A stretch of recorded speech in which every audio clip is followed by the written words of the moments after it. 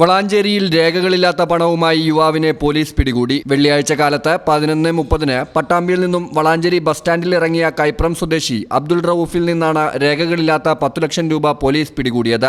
Malappuram police മേധാവി ശശിധരന് ലഭിച്ച രഹസ്യവിവരത്തിന്റെ അടിസ്ഥാനത്തിൽ നടത്തിയ പരിശോധനയിലാണ് വളാഞ്ചേരി പോലീസ് ഇൻസ്പെക്ടർ സുനിൽ ദാസിന്റെ നേതൃത്വത്തിലുള്ള പോലീസ് സംഘം പ്രതിയെ പിടികൂടിയത്. ശരീരത്തിൽ ഒളിപ്പിച്ച പണം ദേഹപരിശോധനയ്ക്കിടയിലാണ് പോലീസിനെ കണ്ടെത്താനായത്. ഇൻകം ടാക്സ് വിഭാഗവും ഇയാളെ ചോദ്യം ചെയ്തു. അന്വേഷണത്തിന്റെ ഭാഗമായി വിവരങ്ങൾ ഇഡിക്ക് കൈമാറുമെന്നും വളാഞ്ചേരി പോലീസ് അറിയിച്ചു. Valanchery SHO Sunil Das, SI Bindulal, SCPO Haris, CPO Vineeth എന്നിവരടങ്ങിയ സംഘമാണ് പണം പിടികൂടിയത്. News bureau, Valanchery.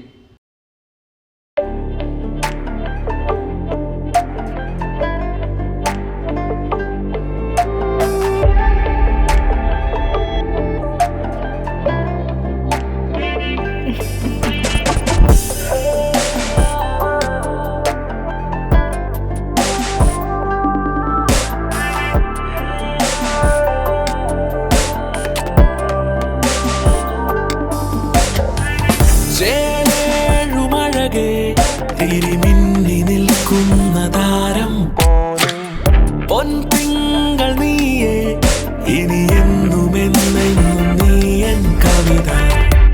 ഇനി എല്ലാ ആഘോഷങ്ങളും കവിതയിൽ നിന്നാകും. കവിത